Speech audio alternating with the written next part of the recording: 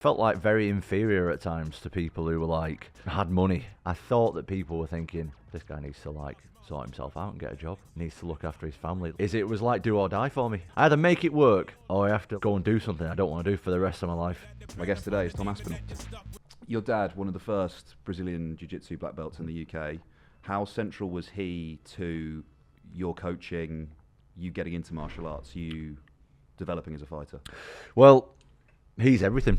Yeah. For me. Like if he rung me up right now and went, Tom, I think you should stop fighting now. I think you've done enough. I'd be like, yep, no worries. And I'd go and tell the guys that I'm retiring. That's like what my dad means to me in terms of fighting. Like he's literally took me to my first ever martial arts session and he's quite literally been at every session since. Literally.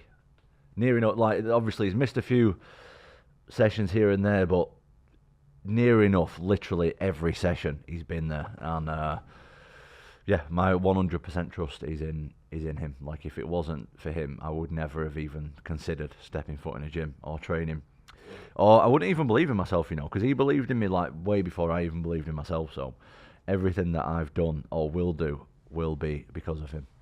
I mentioned in that intro about sort of 20 quid. Does it go in the car? Does it go to feed the kids?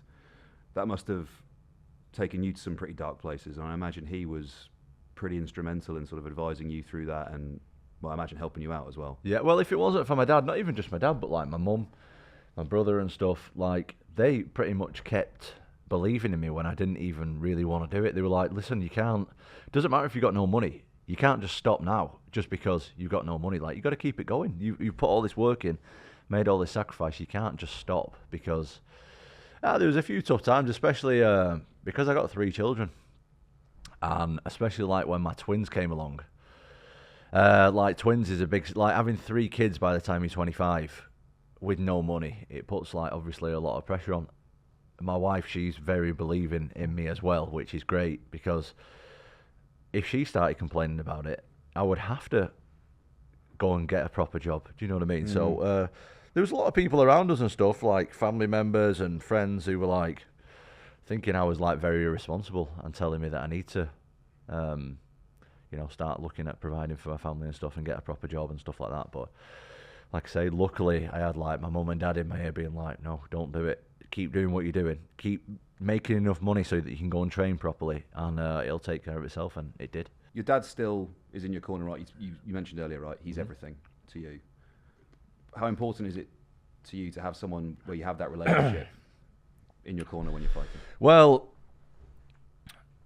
my dad doesn't have any other, he has like no ulterior motive other than making me the heavyweight champion of the world. He's not in it for money. He's not in it for his own gain or anything like that. And he knows me so well. It's like, we have trained together for so long.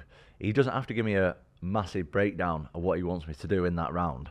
He can literally say 2 or 3 words and I know exactly what he means. Do you know what I mean? It's not like, he doesn't have to sit me down in the corner and be like, break down exactly what I need to do. He'll just be like, for example, he'll just say, foot on the outside, and I'll know exactly what he means.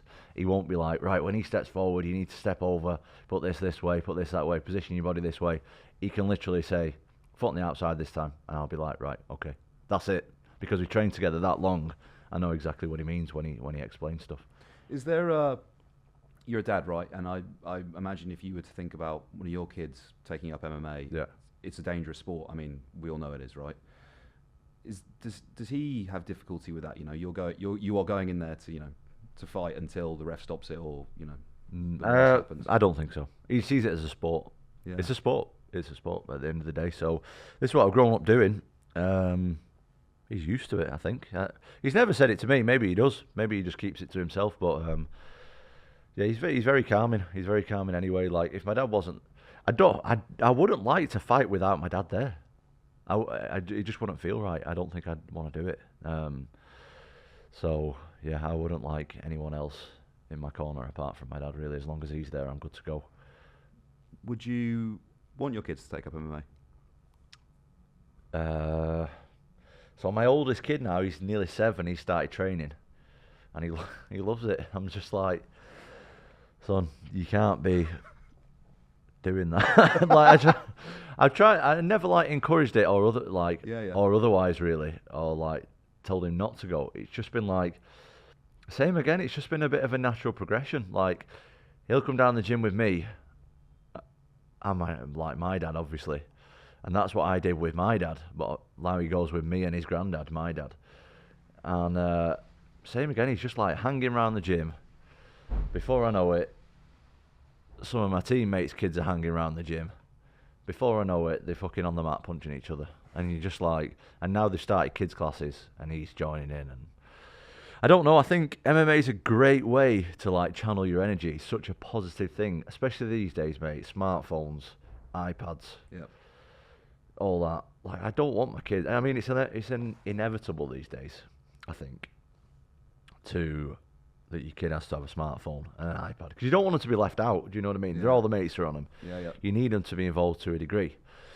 But also, if you want to be good at martial arts or MMA or boxing or whatever, or any sport, or anything really, but I think especially with MMA, if you're not invested, you're going to get your ass kicked, and it's not very nice. So if you want to not get your ass kicked and be good at it, you need to spend a lot of time doing it, which obviously takes time away from sitting on a frigging iPad or a laptop or whatever. So I think it's very positive in that way.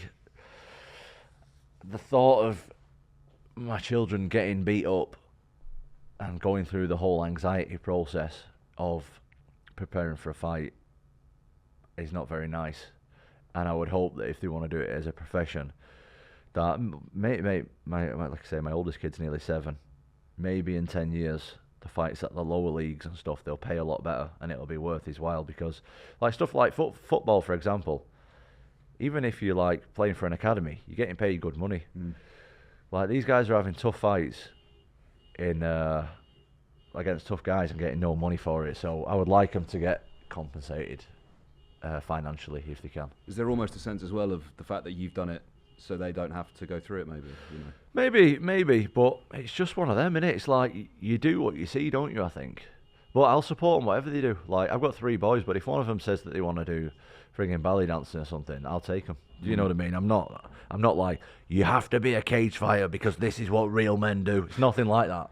It's like, lads, do whatever you want and I'll support you. But when you're going down the gym twice, 3 times, I know, because that's exactly what I did. When you're going down the gym twice, 3 times a week, it's a nice atmosphere there. People are nice and everyone's friendly and like bonding and stuff. It's nice. It's a nice place to be. Social. And yeah, and your friends are there, and everyone really respects each other in the gym as well. And it's just a natural, especially when you see your dad doing it. Like I see my dad doing it all my life, and I'm like, naturally, you just want to do it because your dad's doing it. So yeah, I think it's pretty inevitable that they will end up fighting one day. I think. I don't know. Like I say, there's no there's no encouragement or pushback. They can do whatever they want. So, but I think it's pretty inevitable, to be honest.